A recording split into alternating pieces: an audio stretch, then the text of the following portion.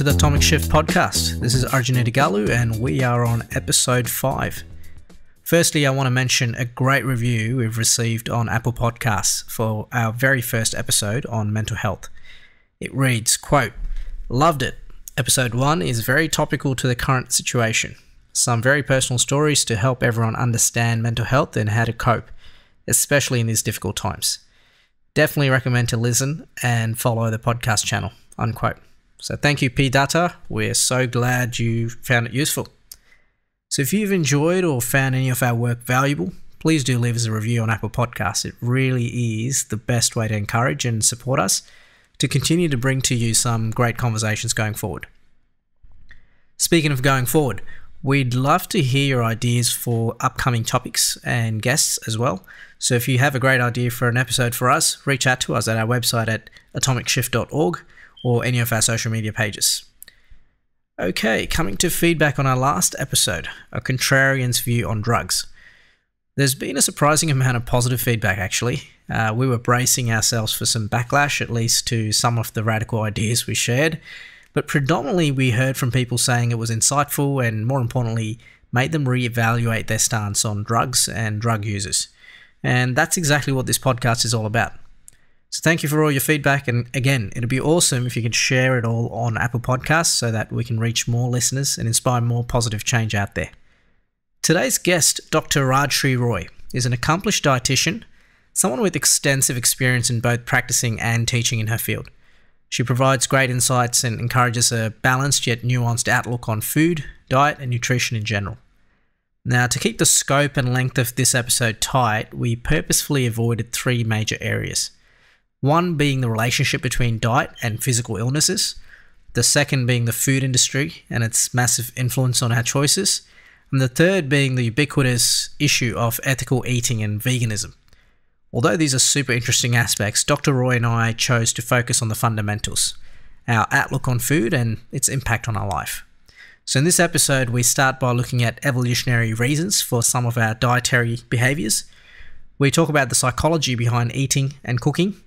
We discuss diets and why they often fail, and we finish up with some implementable practical advice on how we can have a better relationship with our food and develop sustainable eating habits. I'm afraid in the excitement of this conversation, I did manage to misquote Bill Gates.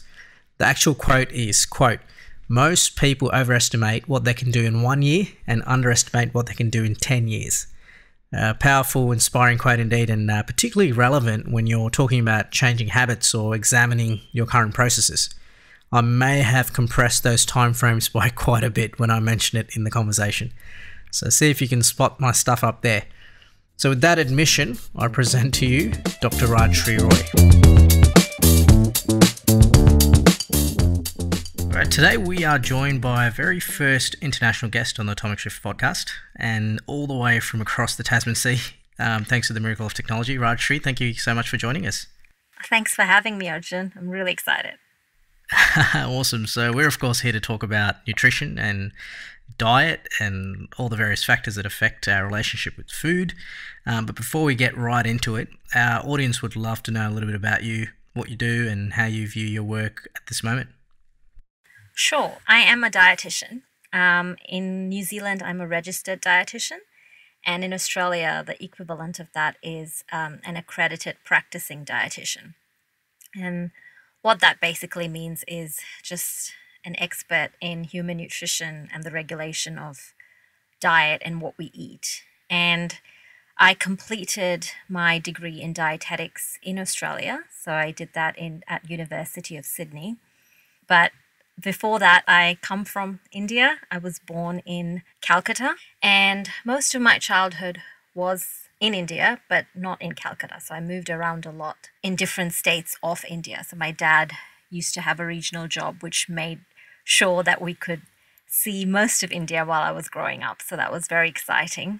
And food was a big part of my life in general. It was something that we used as, I guess, a way of bonding with family and friends and relatives and everybody else. And also just the fact that I moved around so much meant I got to experience food and different people's cultures around food, all over India. So that was quite fascinating, and it's something that I loved. So I guess my passion for food has been growing for a while. And then from India, I moved to Dubai. So I got to experience quite a lot of the Middle Eastern culture, which only fueled my passion for food. And having said that, I wasn't really interested in cooking or anything like that. Some of the stories that my parents would tell me is I would go out with them to someone's house and they would offer me soft drinks and I would not be able to drink it because I never liked the taste of soft drinks. And not until I did my degree in dietetics, I did not know that that was like a genetic phenomenon that I had. So I did a test at the university where I found out I was a super taster. So what that meant was I had a lot more taste buds per square of my tongue than the average person. So every time I would eat something, I would taste it very heightened as to an average person would taste it. So that was really cool. And so I found that out when I was doing my undergrad and I was fascinated by it. I was like, oh, that's so cool. It's like my little superpower that I have, that I taste things different. So that was something I found in when I was doing science, and it really fascinated me more in the whole food and food science pathways. And also I had a dietitian in my family. My great aunt was a dietitian and she was one of my inspirations. And she worked for like the All India Institute of Food and Technology. And then she went on to work with Cadbury India to do some work on their product reformulations and things like that. And I used to think that was so cool. So when I had to choose my major at university, I went down the nutrition and dietetics pathway, and that's where it all started, basically. Yeah, so you're not just academically qualified; you're genetically qualified as well.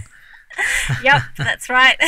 Tell us about this little project. I usually do this at the end of the episode, but tell us a little bit about that. Sure. So I guess the inspiration for that sort of started is when I finished my dietetics degree, I worked in practice. So I worked as a dietitian for about 5 years after I graduated. And while I was doing that, I would see a lot of clients going down this rabbit hole of information that they would find online before even seeking advice from an expert. So they would have gone through different diets, they would have gone through different nutrition web pages and blogs and things like that. And they would then finally make it to an expert like a dietitian. And then it's like unfolding all those problems that they have had and all those misinformation that they were bombarded with. And it was so interesting to see, but it was also at the same time frustrating because there was just so much noise in the media and in the social media side of things around nutrition that people were getting very misinformed. And while I was also doing that, I sort of figured that when people come to you with problems with their diet and nutrition, you see that it's not just them. There's so many other factors that's impacting on them. So I sort of went down that area of research and decided to do my PhD looking at the different factors that are out there that impact on people's diet and lifestyle, and how we can look at the side of health promotion and sort of, try and put things into the big noise that is the world of nutrition and try to sort of clear those muddy waters a little bit. And 3P's project sort of started with that. So I moved to New Zealand 3 years ago with an academic job as a lecturer at the university and met some fellow dietitians and academics who also had like sort of the similar career path. And we were having all these conversations about how there's so much misinformation and the fact that even when we go out to eat or we're going to a social gathering, people are always asking us questions which seem so misinformed. It's like, where are you getting this from? Like, questions like, oh, you're eating a pizza. I didn't know that dietitians would eat a pizza, or can I eat this? Or, oh, are you judging me for eating that? And we just thought that, where are all these messages coming from? Like, people are surrounded by these messages. And 3P's project was something us 3 dietitians and academics sort of started to add to that voice in the media, which is evidence-based. All we're trying to do is sort of bust some of those myths that surround the topic of nutrition and try and, clear some of those waters and put some really simple messages that are sort of based on the current literature, the current evidence base, but it's simplified. So it's not, jargonized or anything like that. Just simple messages that are easy to understand and easy for people to apply to their own lives.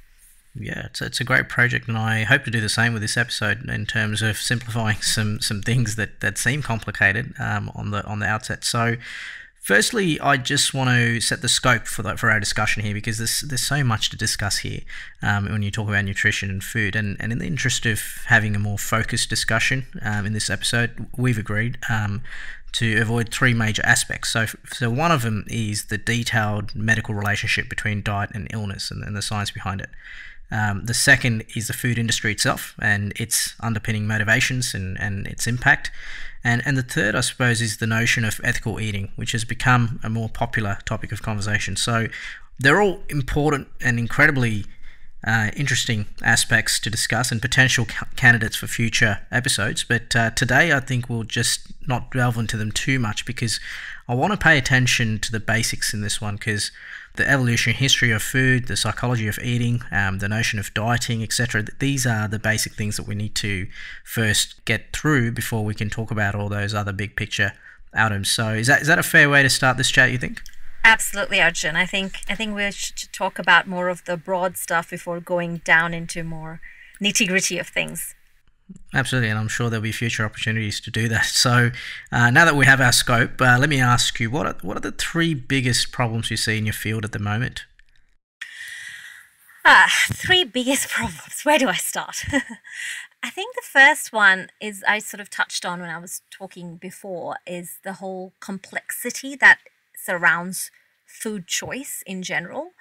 So food choice, like any complex human behavior, is influenced by many interrelated factors. And even though the key driver for eating is hunger and fullness, what we choose to eat is not determined solely by that. And for those seeking that perfect, one-size-fits-all diet, there isn't one. That's the whole point. Just because something worked for someone, it does not mean that it's going to work for another person, because there are so many factors involved. And I think that sort of leads into the other big problem, that is the diet culture. Whether we realize it or not, we are living in that culture. It's full of messages about dieting, about weight. And it's so common that it feels normal, and that can be quite harmful. And it's very problematic, because not only are these diets and yo-yo dieting and fad diets are ineffective, they can also be detrimental to our health and for a person who is pursuing health. And finally, I think the main problem that I always face, and every dietitian out there will agree, every nutrition expert will agree, is misinformation. Because when it comes to nutrition, everybody seems to be an expert. Yeah, because everyone eats, right? So they know all about it.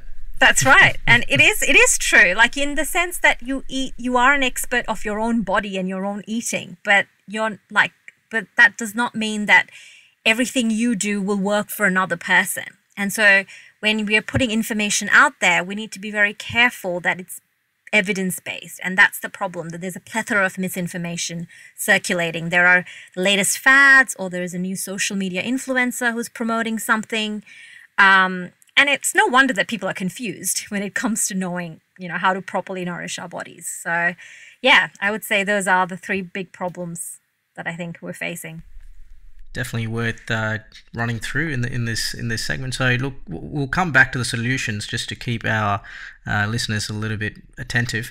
But I do want to start, and a great place to start, I suppose, is with history. And I'm a huge fan of Yuval Noah Harari. And in his book *Sapiens*, I believe there is this long and beautifully written explanation about how we discovered fire and the idea of cooking and how that impacted our evolution.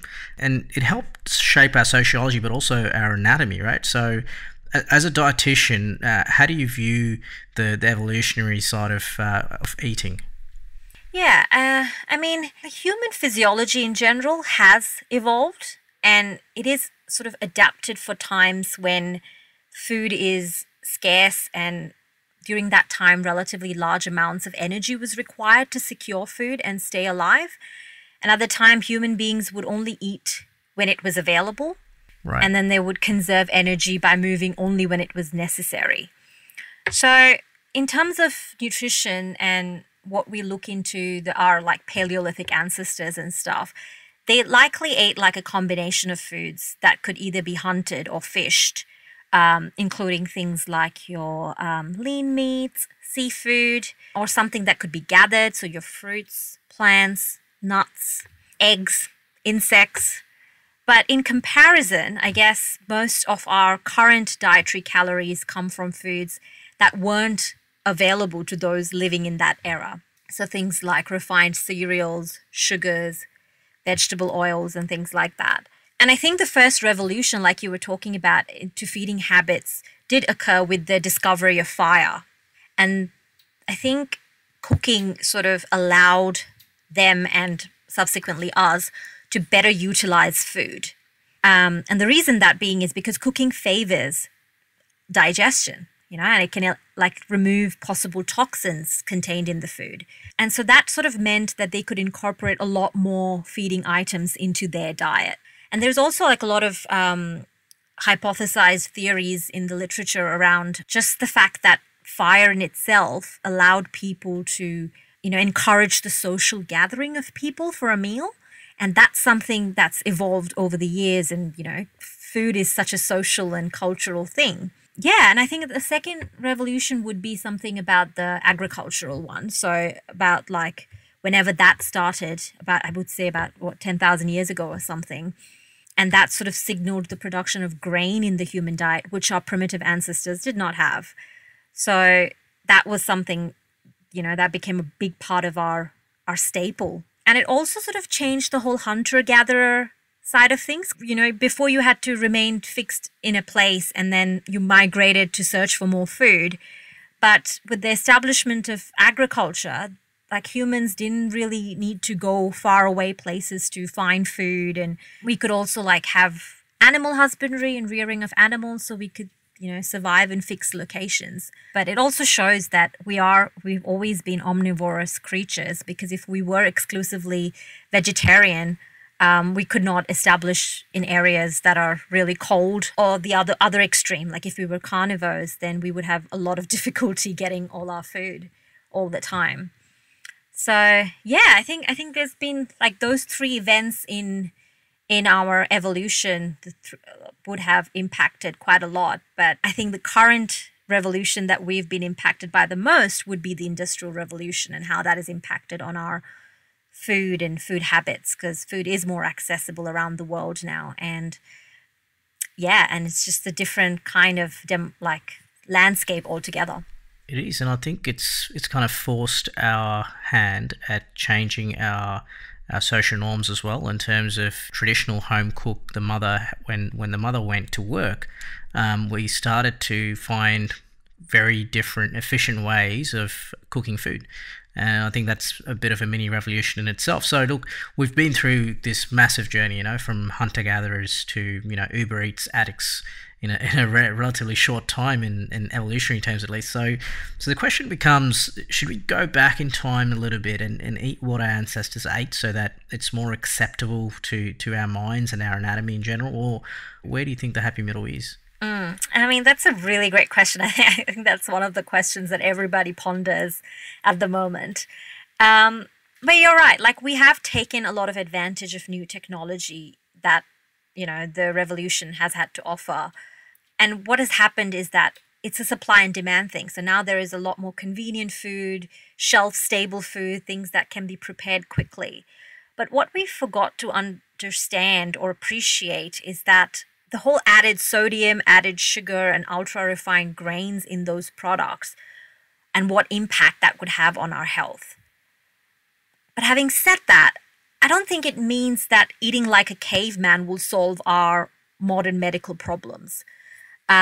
Because if human feeding was better before agriculture and industrial revolution, there's the whole human longevity thing as well. Like, we live way more longer lives now than our ancestors.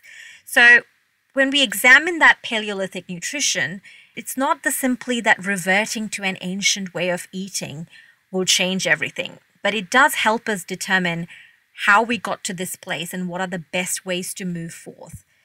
Because it is difficult in our current food environment when you have all these systems that can deliver so much food to so many people at such low cost.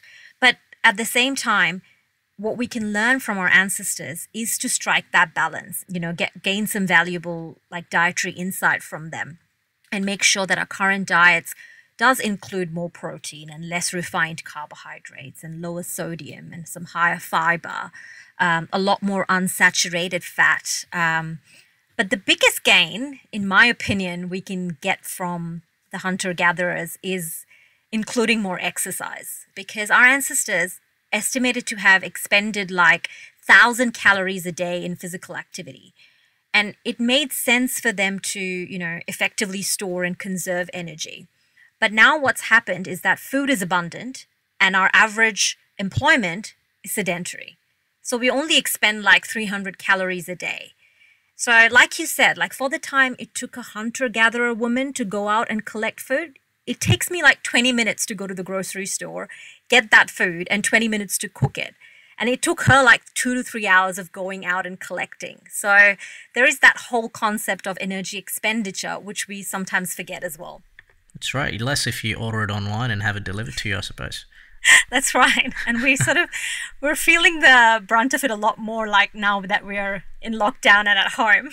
Yeah. I want to then move on from the learnings from prehistoric times, and I think you've put it really well. It's about finding the balance and making sure that we exercise. So the things that we can mimic from our ancestors, we should, and then find the middle. So it's a really good way of explaining it, actually.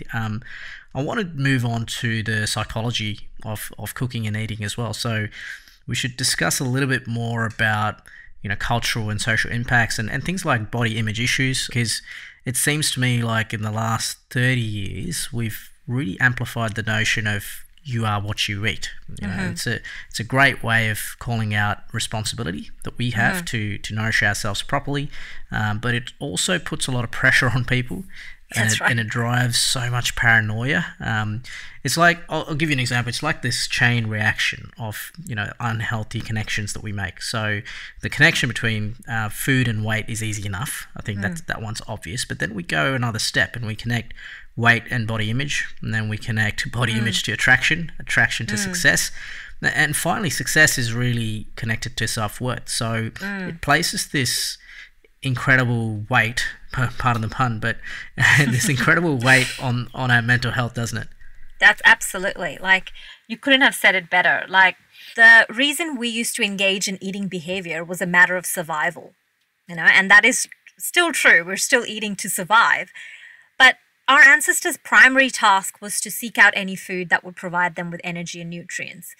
But now that has become more and more difficult because the key driver for eating is still hunger. But what we choose to eat is not determined solely by that. There are so many factors.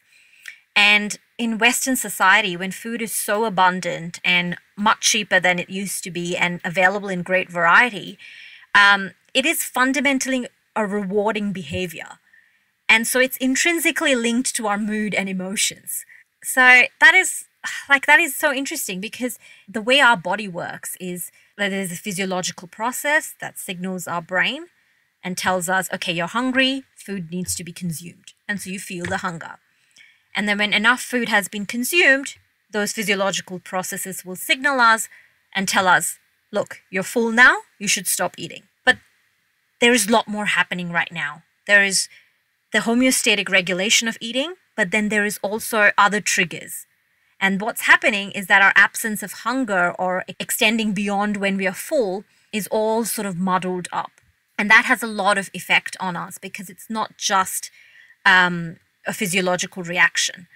And there's so many factors. It's influenced by environmental factors, things like advertising, packaging, portion sizes, lighting, where you're sitting down.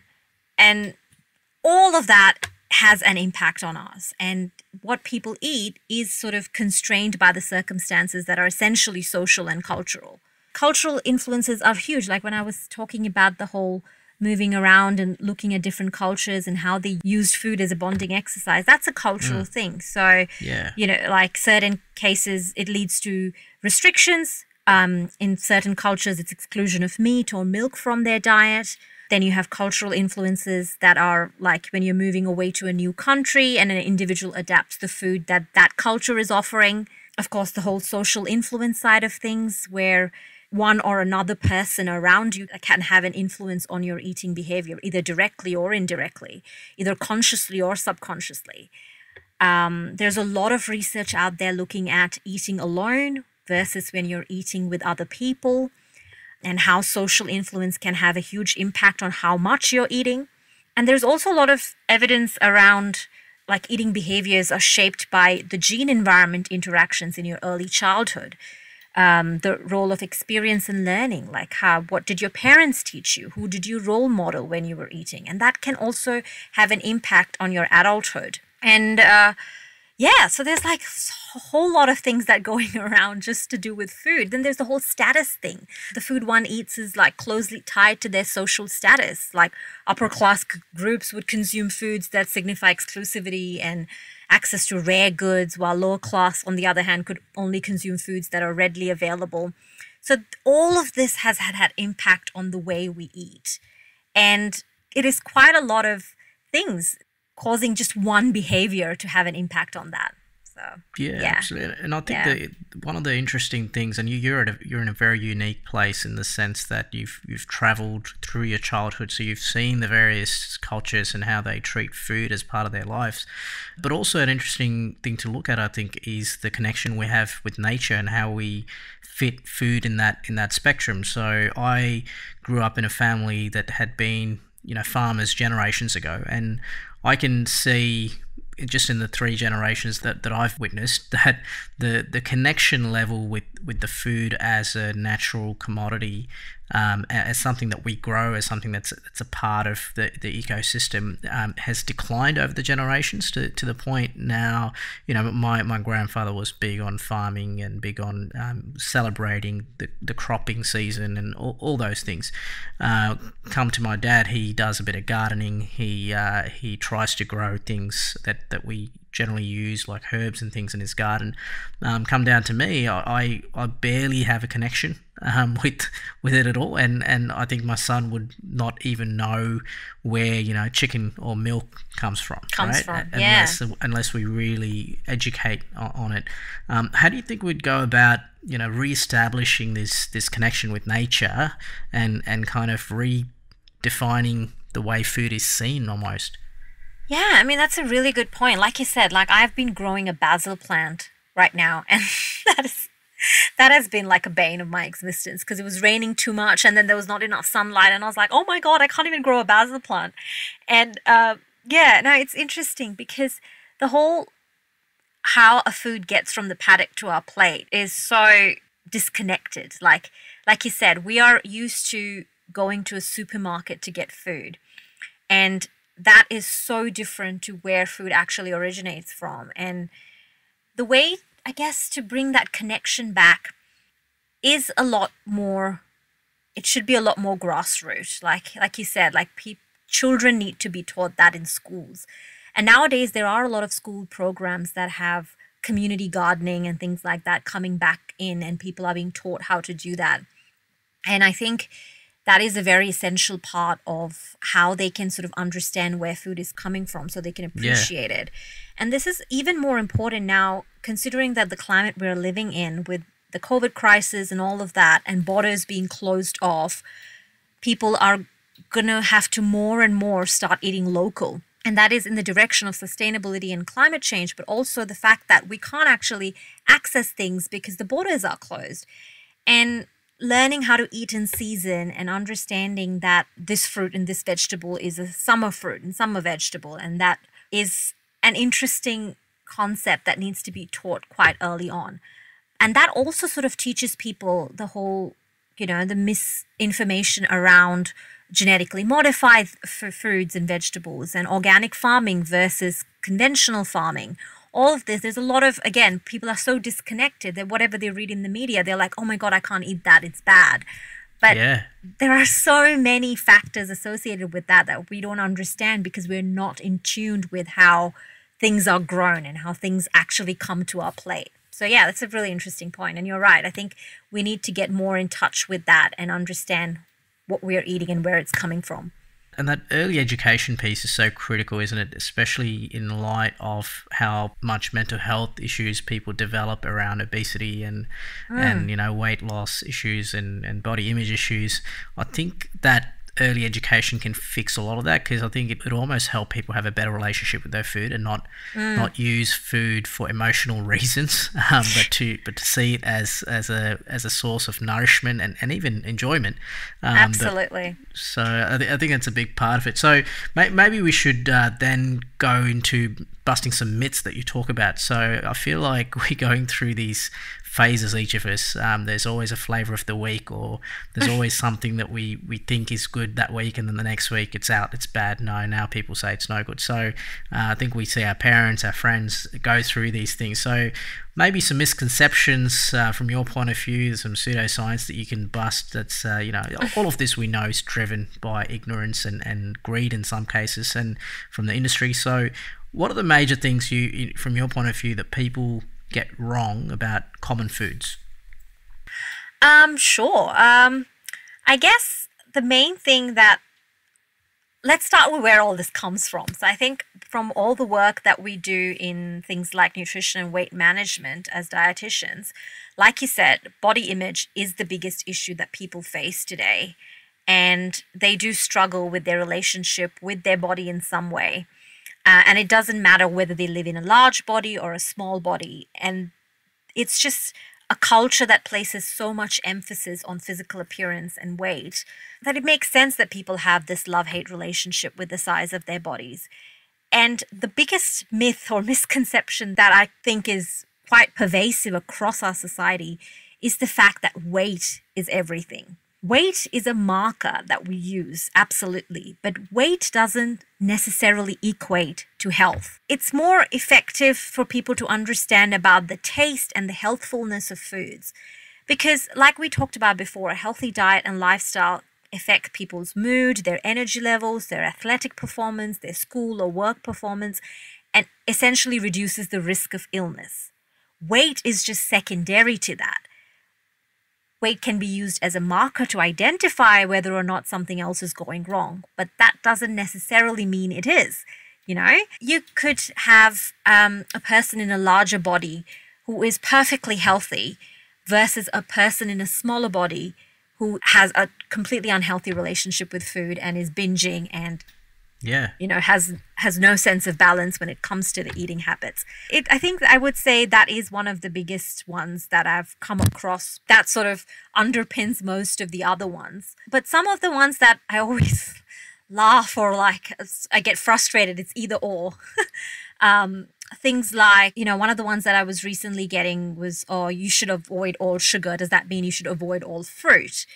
And it is another thing that's very common in the whole fad diet and nutrition myths area is demonizing one nutrient. So making it like, sugar-free diets, they're all the rage right now. But there is a lot of difference between the sugar found in whole foods, such as your fruit and vegetables, versus the refined sugar found in your processed foods, where sugar has been added to the food to make it tastier or increase certain aspects of that food. So the whole foods have naturally come with fiber, and those fiber slow down your body's absorption of those natural sugars. So what we talk about when we talk about sugar as a nutrition in the nutrition field is added sugar, the type that comes in your cookies, your cake, and your sugar-sweetened beverages. Those are the ones we should be mindful of. It does not include sweet foods, which are the sources of very important vitamins, minerals, and phytochemicals, such as your fruits. And the thing is, it comes across as sexy when you demonize one thing, because when you say moderation, it just doesn't hit home. What do you mean moderation? But if someone says, gluten-free is healthy, people are like, yeah, that sounds right. Let's jump on that bandwagon. But then people will come back and be like, yeah, gluten-free really helped me. But what essentially you did was, when you went gluten-free, all you actually did was you got rid of a lot of refined carbohydrates from your diet, because those have a lot of gluten in it. So gluten's not the enemy. What you have done is you have reduced your intake of a lot more refined carbohydrates. And that's what we've been saying all the time, like go for more whole grains as opposed to refine. And then it's like, oh yeah, it is gluten. And that just not create misinformation. It also creates problems because there are people who have celiac disease, which means they should be avoiding gluten. And it's important for them to be avoiding gluten. But for everybody else, we don't need to be doing that. And because people are now jumping on this trend of going things like gluten-free, people who actually need to be gluten-free can come across a lot of issues where, for example, food servers and restaurants are like, oh yeah, that's just, they're just a fad. They're just, on a trend. They're not very cautious about getting rid of gluten from people's foods because they just think it's trendy. However, there are actually people for them, it's a real allergy and it's a real problem. Like, so stuff like that. Like, it's just the whole fake news around nutrition is not just creating misinformation, it's creating problems for people who actually need to avoid certain things for their health. Yeah, I think one of the things I've realized, I speak to experts like yourself, and the frustrations experts share is this idea that people work in absolutes. People need to put big labels and kind of these sweeping definitions for them to actually act on. So ideas that are nuanced and complicated or grey areas are just not things that actually work in terms of advice that can be used. And we can see that now with the COVID situation, with the frustration that doctors and the governments are facing at the moment. Yeah, absolutely. And to be honest, it's not people's fault as well. There's also that whole thing where things are sensationalized a lot in the media. 100%. So if there is one research that comes out about something, that's just one research. You have to do a lot more studies for something to become a guideline or for something to become an evidence-based fact. But people, me included, like when I'm working, if I'm doing a particular research and I've published a paper, I will get media personnel calling me and being like, okay, can you do an interview or can you do a news article on this research that you've just published? And when you do that interview, they will only pick the bits that you've said that sound sensational and overgeneralize something. And you're like, wait, I just one study. Yeah, that's right. And hopefully you get a different feedback from us when we publish this podcast. I have a lot of faith in you guys. So look, before we move on to some great advice from you to our listeners as to, what to eat and how to eat and the nuance that we talked about, I just want to broach the subject of diets and diet programs in particular. And I probably have a strong sense of confirmation bias here. Because I've had my battles with body image and weight loss issues, and in my experience, the short-term and sudden changes in diet, initially show some results, but have been impossible to sustain. And this is cognitive dissonance here, is while I have lost complete faith in the idea of diets, when I hear something that's new or different or what I haven't tried in the past, then insanely enough, I still give it a shot, only to be disappointed again. And I'm sure I'm not the only one who's stuck in this constant loop. And the question, I suppose, here is really, what should be our true measure of success when it comes to our diet? I mean, how do we know that we are successfully being good with the food that we're consuming? Yep, that's a great question. And I guess the one big thing with dieting, or just the science of diets in general, is that yes, it is essentially restricting your energy intake. So there's that whole balance, law of thermodynamics, where like energy in, energy out. And essentially what you're doing with diet, in whichever diet you're on, at the crux of it, you're just restricting your energy intake. And so it is going to lead to weight loss, because in that scale of things you have reduced one side. But what it does is your body is in homeostasis. And when you're taking that body out of homeostasis, or when you're in some form of way making it calorie deficit, or lack of a better word, starving it to a certain extent, it's no longer in homeostasis. So your body is like, wait, this person was eating fine. They were getting all the nutrients they needed. They were getting all the energy they needed. all of a sudden they're not eating what they were eating before. What's going on? And the body is like, all right, I gotta make sure that if this person is going to be eating less, I better make sure I start storing what they're eating. So if they do go on like a full famine mode, I have stores to use, because your body always wants to maintain homeostasis. So that's why when you go on a diet, you lose weight initially, but then your body's like, wait, this is not normal.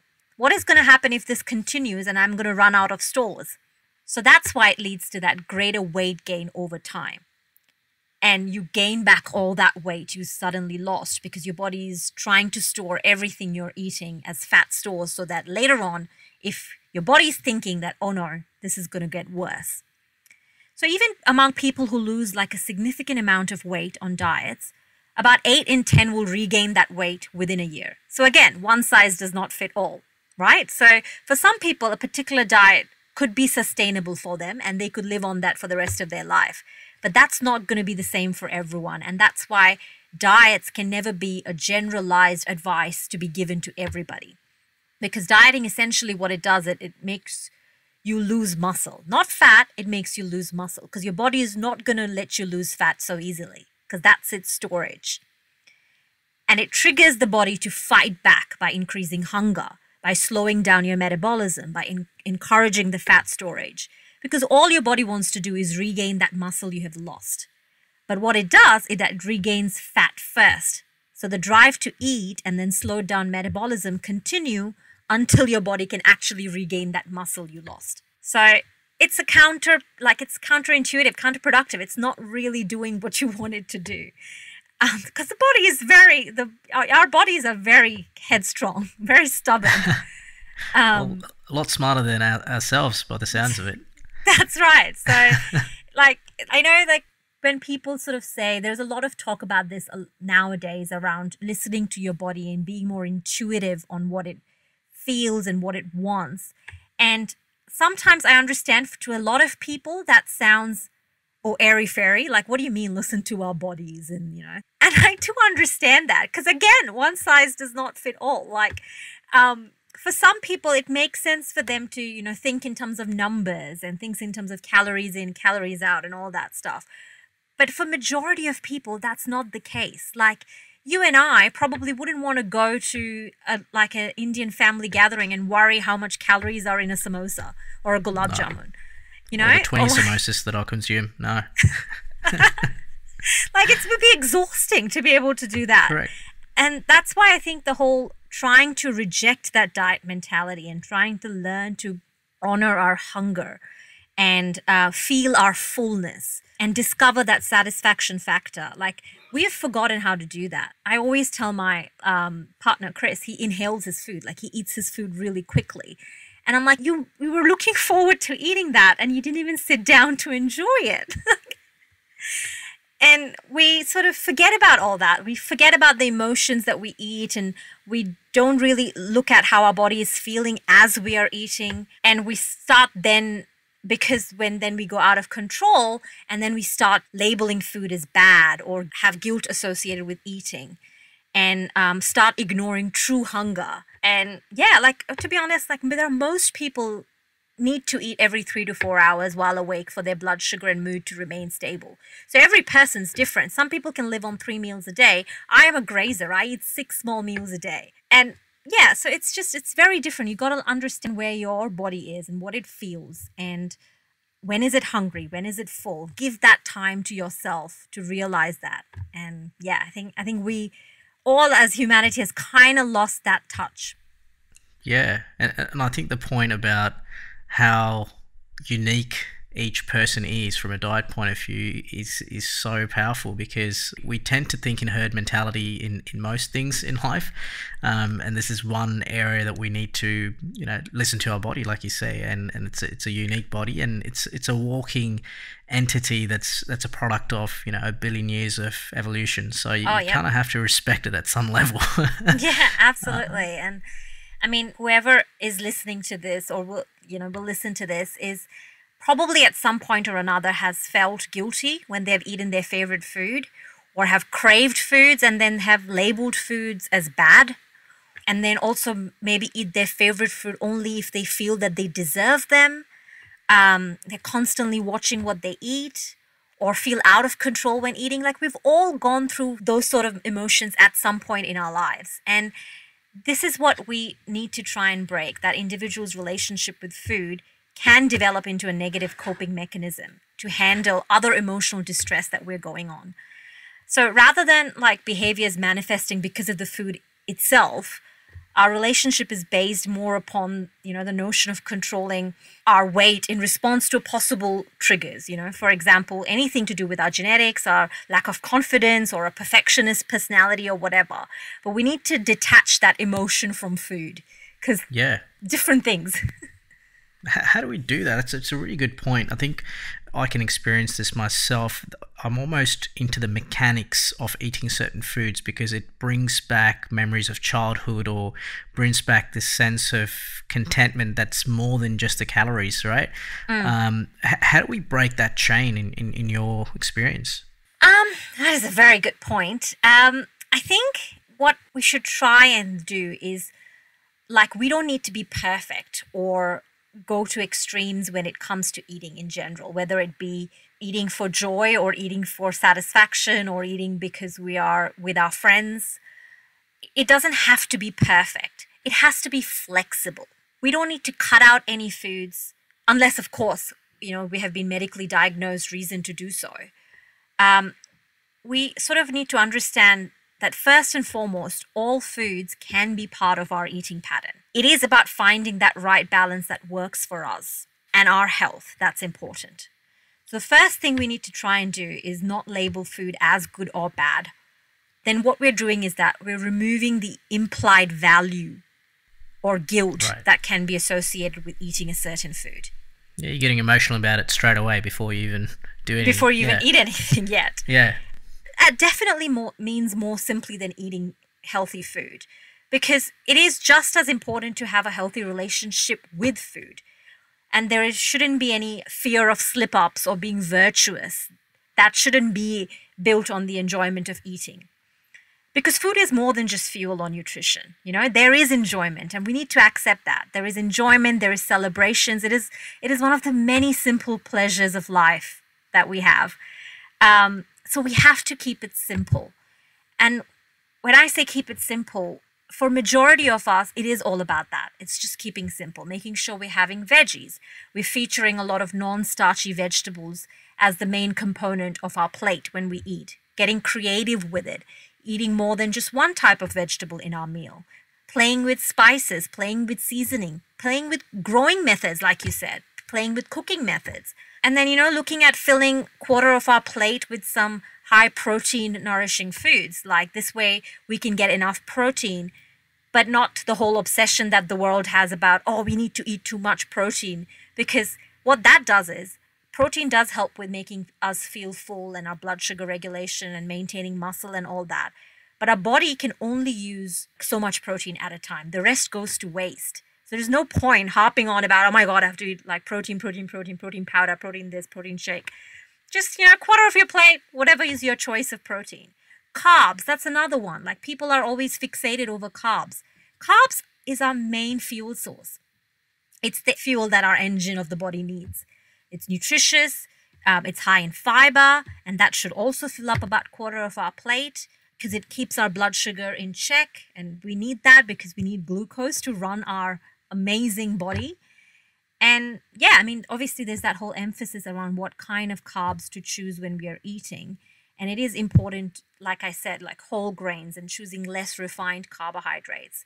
But then always remember that it's not what you do once in a while, it's what you do every day. Yeah, it's that Bill Gates quote comes to mind. We always overestimate what we can do in a week and underestimate what we can do in a year. It's the long game that we need to play, isn't it? That's right. It's a marathon. It's not a sprint. We have a long life to live, and we got to enjoy the simple pleasures of life that comes with, a Magnum ice cream. Absolutely.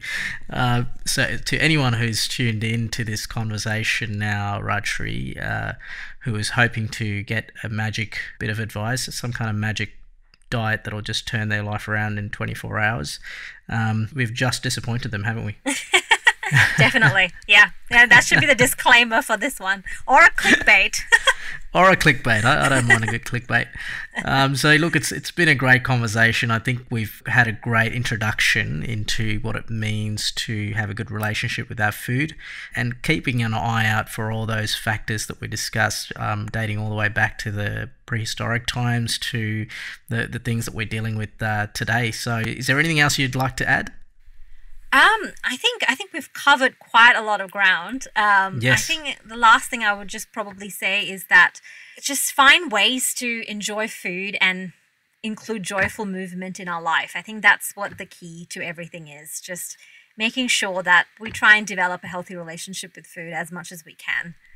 Yeah, and if we can't and we're stuck, we should seek help, and we should be talking to our GPs and our doctors and our dietitians and getting expert advice rather than relying on hearsay and the social media engine. Like I said, one size does not fit all. So unless you go to an expert who will tailor things to your lifestyle and your eating habits and your health, there's no point jumping on the next, sexy hip diet that's out in the social media. So well, I'll try and resist the urge the next time something comes up, that's for sure. So just in closing, where can our listeners follow your work? Of course, the 3Ps Project is online. Do you want to share the details of where they can find that? Absolutely. So 3Ps Project is on Instagram. So the handle is at 3Ps Project. We also have a website, which is at 3psproject.com. And if you want to get to know me or chat with me, I am on Twitter. It's at Dr. Rashri Roy. You can follow there. You can see my updates on my research and everything else that I'm up to. And I also have a website, which is rashriroy.com, which I haven't updated in a while. So this might be an incentive for me to do that. There you go. Well, there were a couple of weeks before we send this live, so you've got some time. And we'll certainly share all those links with the podcast and on our social media channels as well. So, sounds good. Rashri, thank you again, and I'm looking forward to having a few more discussions about nutrition going forward. Absolutely. Thank you. This is a great discussion. I had a lovely time talking to you. Awesome. Thank you.